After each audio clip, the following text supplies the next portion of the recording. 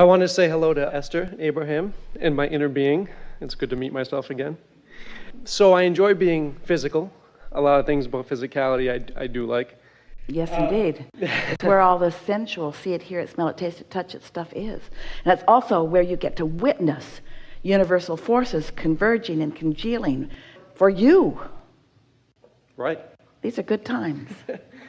So on my physical path, I made a little bit of resistance for myself, which is okay. Which is perfectly normal, and otherwise you wouldn't be here. Yes. I want to talk about, I understand that I sift through the contrast of life, and I choose my preferences on what I want. Can't help it, can you? What's that? Can't help it. I cannot. But I feel like I understand that I just make my preference and I let the universe bring it to me. Yeah, if you're smart. Yeah, this is the problem. Get out of your own way.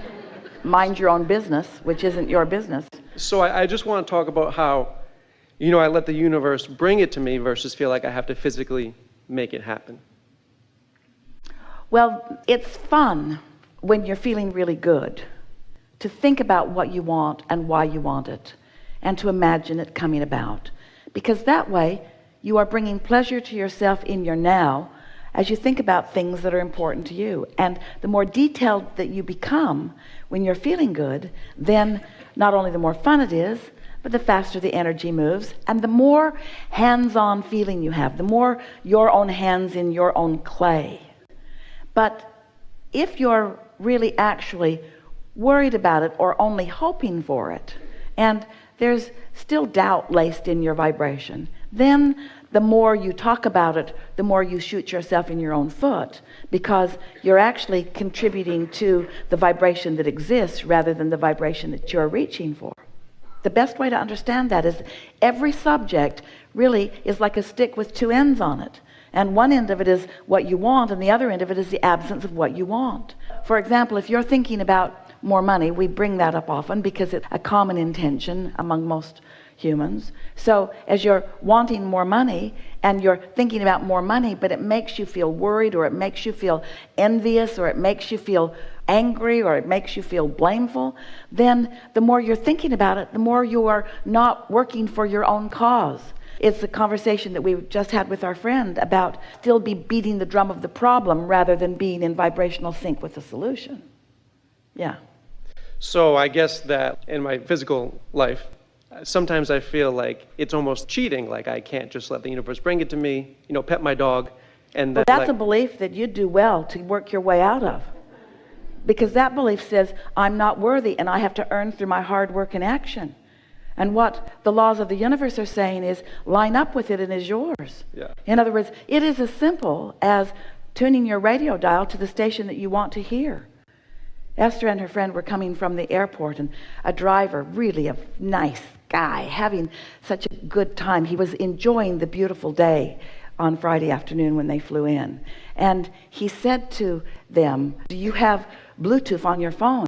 And Esther said, yes. Can I be the DJ? And so he tried to set his radio so that Esther's Bluetooth could hook into it so that she could play the songs on her phone. But the screen said, cannot happen while vehicle is moving. He pulled off on the side of the road to make it possible for Esther to play her music through the phone. It was exhilarating to watch technology line up with what Esther was choosing. So she'd play a song until everyone had received the high from it, and then she'd play another one. She didn't play a whole song all the way through. She just kept playing a song until it got to the best part, and then she'd play another song till it got to the best part, and then she'd play another song till it got to the best part. And many of the songs she was playing, he had never heard before. She couldn't believe it. How can you not know all of my favorite songs? They didn't want to get out of the car. He said, can we just drive around for a while? They came to the hotel and they all said, oh. Of course, the point that we're making is that when you set your radio dial, what's there is there. And there is no one that comes on and says, you haven't suffered long enough. Listen to more songs you don't like. You have to listen to 10 songs you don't like. There must be a song struggle. And then we'll give you a little bit of the song that you like to hear.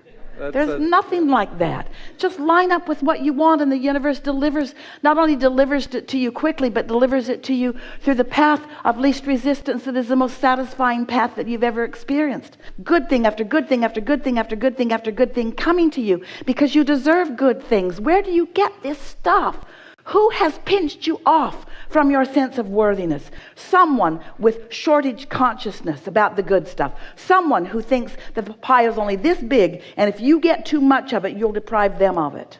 Sure. And we say, do you ever say, oh, I've been well for so long, and all those sick people, I think I'll be sick for a while. I'll be sick for the month of June to allow more people who ordinarily would be sick to be well. You don't say that. Because you know that you're not depriving anyone of wellness, and you're not deprived by being well, and you're not depriving anybody of clarity by being clear-minded. You're not depriving anyone of anything by tuning in, you see. But there are those who don't know that, who convinced you that you should not be selfish. They accuse us. Abraham, you teach selfishness. We say, guilty as charged. We do.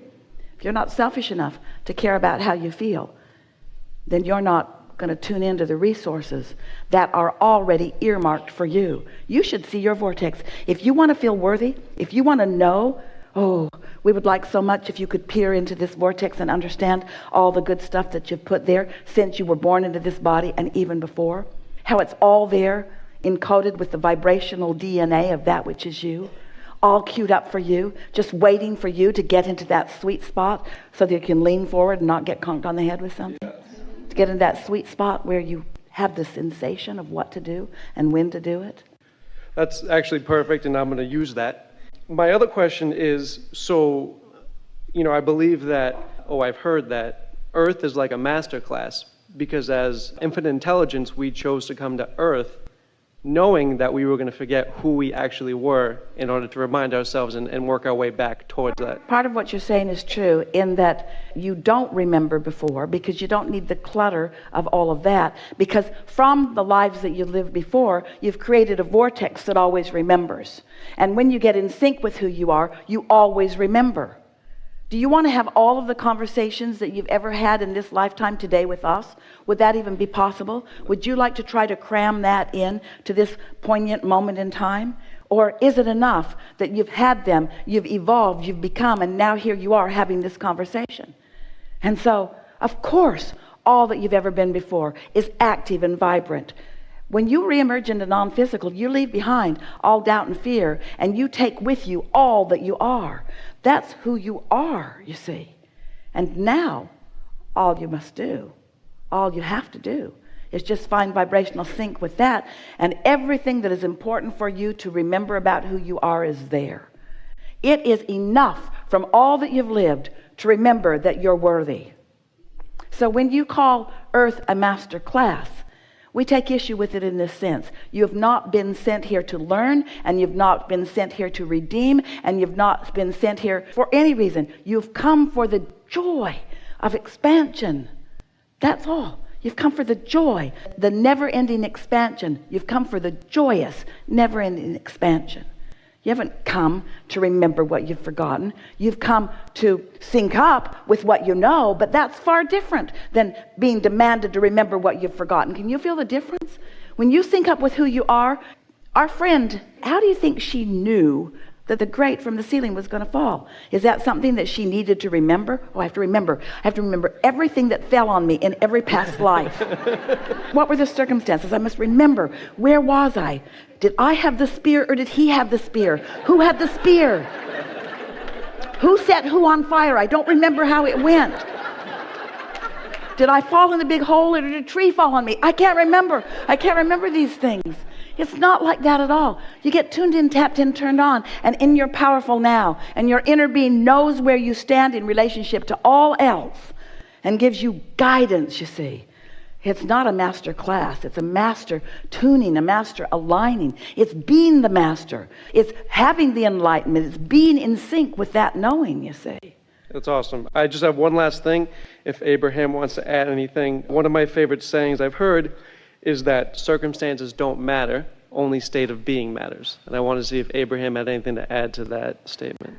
Instead of the word circumstances, we like to use the word conditions, because you have a human phrase that you use quite often, but you sort of misunderstand it when you talk about unconditional love. So we would say unconditional alignment, or uncircumstantial alignment. Unconditional meaning that you can find alignment regardless of the condition. But if you let the condition occupy your thinking, then the condition, it might be a wonderful condition and it might cause you to soar, but it might be an awful condition and it might cause you to vibrationally plummet. And if you develop patterns of focusing on things and then having reactionary responses, you don't have control over your alignment. You see what we're getting at? If you need things to be good, and when they are, you feel good, now you are looking around at conditions and you're going to find those that don't feel good too.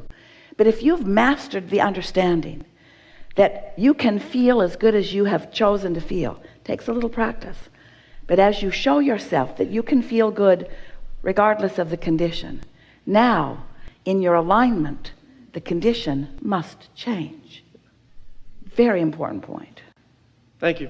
Your questions could not have been more exhilarating to us. Oh, and together we have put it into vernacular that has taken thought and word beyond that which it has been before. And our appreciation is deep. Thank you. Yes.